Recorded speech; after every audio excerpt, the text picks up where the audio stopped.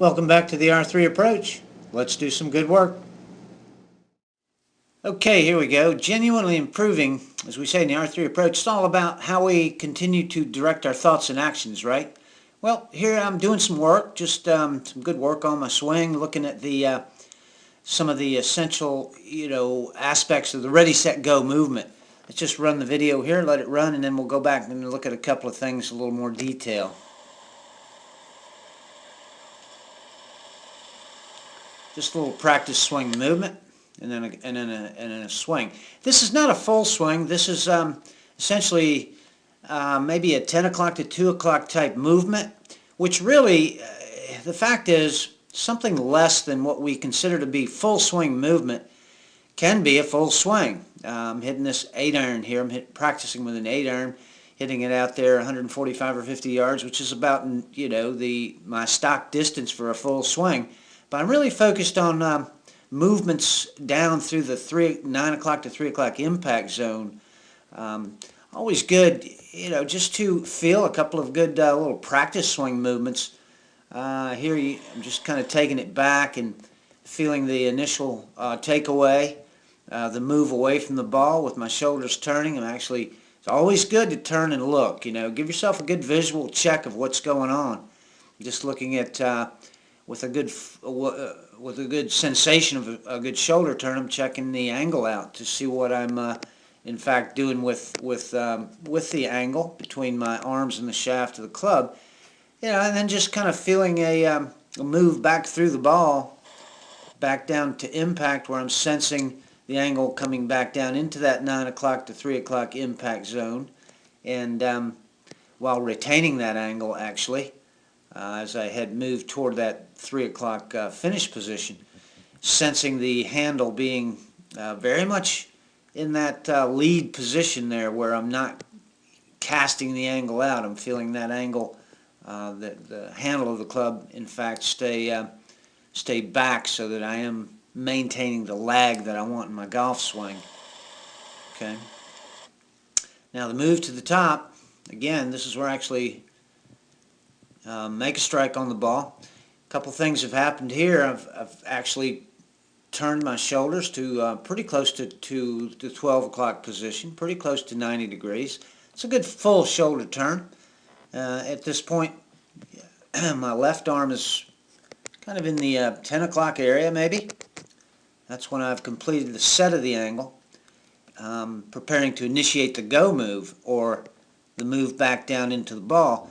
And that start down move, I really want to feel like there's a little bit of a counterfall movement. You can kind of see it here, where the initial move out of the top of the swing is almost a downward movement there, sitting into my left knee, little bump of the left hip, downward movement. That starts the angle down. Then as I approach that 9 o'clock to 3 o'clock impact zone, I'm sensing that angle, again maintaining some good lag.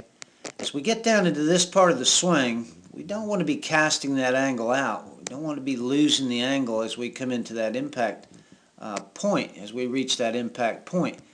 Again, as we get close to impact here, something that is very important in the swing, we have to kind of pay attention to the fact that that handle right now is still in a downward position.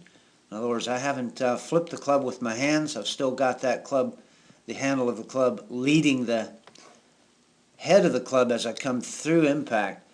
And as I get to impact, this is really important for us to all continue to direct our thought and action toward a good flat lead wrist, the left wrist, as I come into that ball, nice and solid right there.